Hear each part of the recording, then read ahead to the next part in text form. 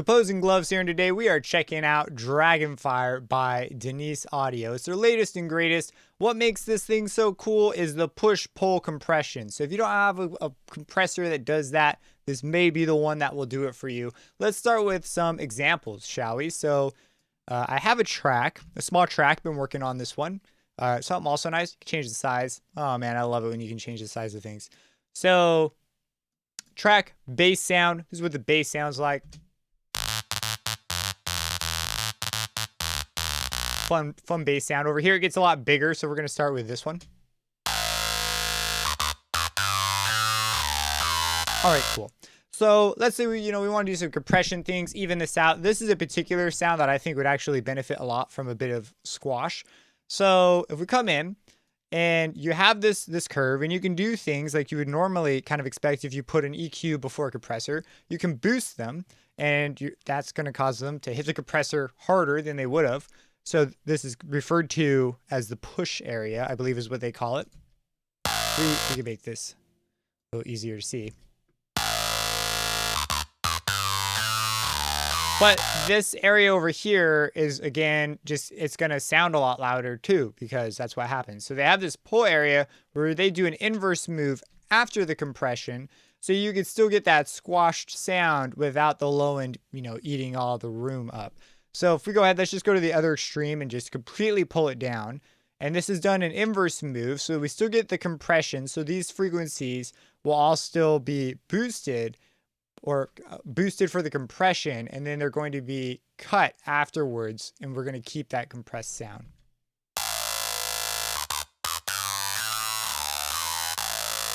Yeah, so you can get some really nice textures this way. You could also accomplish this a bit with the clipping. So you could bring the clipping down. It's going to hit this, and we could apply some makeup gain. And just get a super squashed sound if that's something that you'd like to do. So this basically sets the ceiling. But that is the push-pull. And of course, the magic is when you start messing around with things in the middle and finding that sweet spot. So it makes this extremely easy to do. And it sounds really nice. Now, they already have a bunch of videos on what every single button and knob does. And if you've used compressors before, nothing's going to be all that crazy. Some of the things that are kind of nice to note, RMS. So you have between RMS and peak compression. So that's pretty nice. And you also have this curve, which goes between, I forgot what they referred to it as. There was like optocoupler, and then there was another style, and it changes the release of the compressor. So you have some nice flavor options. And then, yeah, you've got drive, stuff that you kind of expect here. And of course, the drive-in and these sorts of things will be affected by the push-pull relationship. So this could be really nifty, really nice to get a sound to really just pop. This also works for cuts. If you cut something really aggressively, we take this out and make a big old cut. And then we'll do it with a pull. So the high end is getting compressed. You can hear the compression on the high end. And then over here on the low end, that's basically not, it's way less compressed. All right. That's the plugin in general. Let's see it in a few places in action. So that's it on a bass sound. Let's bring some drums in.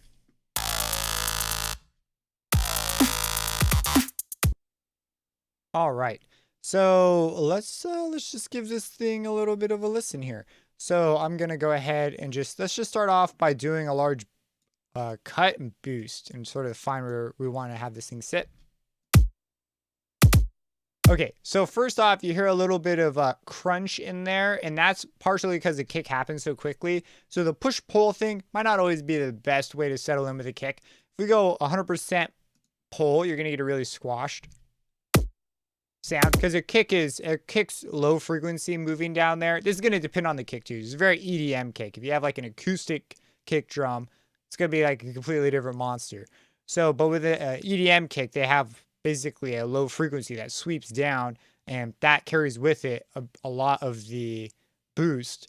And so this is going to be extra sensitive. So we might be a little less aggressive with the pull on this particular case. And we might even just turn it off for this one time. And let's just find a spot where this And by the way, it works with standard EQ controls. Mouse wheel moves the curve. So it's very intuitive feeling. And we'll add some snap in.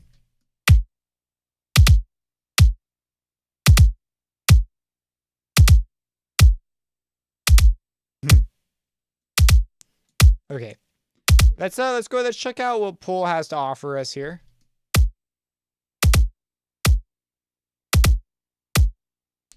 Something like that. Now we could bring in a high pass filter and have the low end not influence it, but I'm not going to do that here. I want the main driving area of the kick to affect it.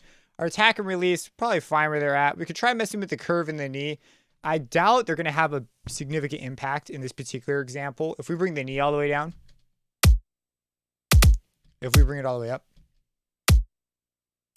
there's not a whole ton here. Knee, you'll hear a bit more on something like using it as a bus. So maybe we'll do that at the end. And yeah, that's pretty cool here. We can bring the drive up, experiment with that.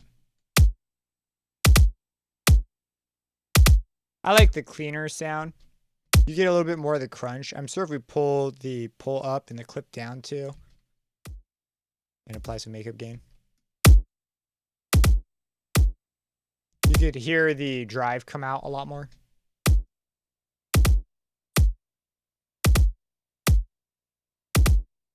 So if you want crunch, I think the push-pull relationship gives you some really interesting options.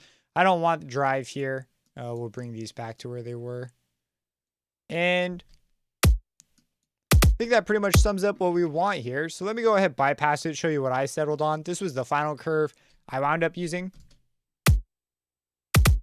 And something that I didn't highlight yet is you can actually solo bands and hear what they do. So pretty handy tool, that one. And if we go ahead and bypass this was before, after. So just a little bit of reining in here. I didn't do anything super crazy because I typically don't, unless the sample really needs to be worked over. So that is the kick. And then we'll come over here to the snare. And here's the snare.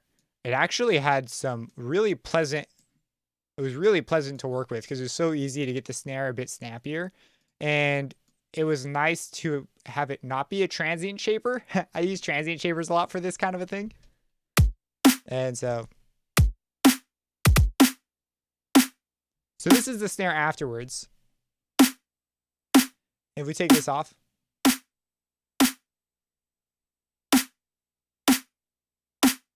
here it is on. So this comes out just a hair more, pretty much the exact amount I wanted. I was actually really pleasantly surprised at how easy this was. I can accentuate it for you. And the pull has some of the magic here. We bring the pull down. See, I want that pinginess, but I don't want it as much as it is right there. Because then it becomes like most people, I guess, call this boxy. I don't understand the adjective boxy. Never really have. But if we bring this down a bit, we can really just rein it in and get a smoother sound. You still get that little pop that you get, but it's no longer like so much in your face. And trying to just dial this in sometimes can just be a huge pain. So the push-pull in this particular example, I think really excels. I know, you've got ears. What do you think?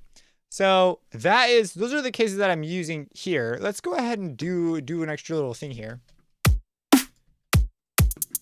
Let's take all of these and I'm going to route them into a spare channel called the drum bus. And let's go ahead and go for a squash sound. I don't know, we could try a couple of things. So we could try just general brightness. So we could bring a shelving filter and sort of leave the low end alone. Just sort of brighten the drum kit up, if you can call this that. So, okay. We'll bring the pull all the way down, just start out 100%. And just fair warning, the mix control is, I believe, I'm not exactly sure where this sits in the chain, but I think it's after the push-pull. But the clip and gain are not affected by the mix. Let me demonstrate that. I'm going to do a gain boost. Let's keep it modest, like 7. I will now mix it out.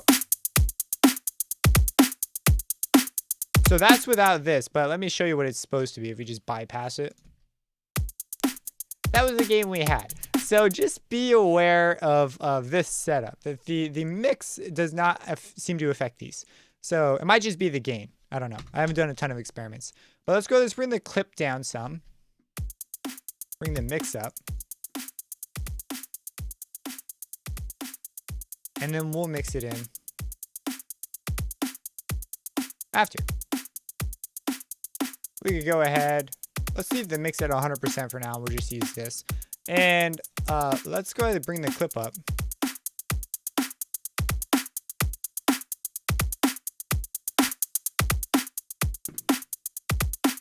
Let's try out the curves in the knees. Let's bring the curve way up.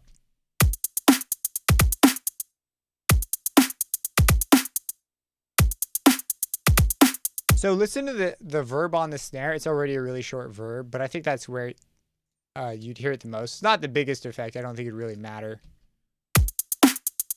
in this case. Let's try and experiment. Let's go to the snare real quick. Let's dial up the verb. And let's bring down the curve. Bring it up. And also, let's keep the knee down. And let's accentuate this. And versus down. There's a good demonstration of the curve.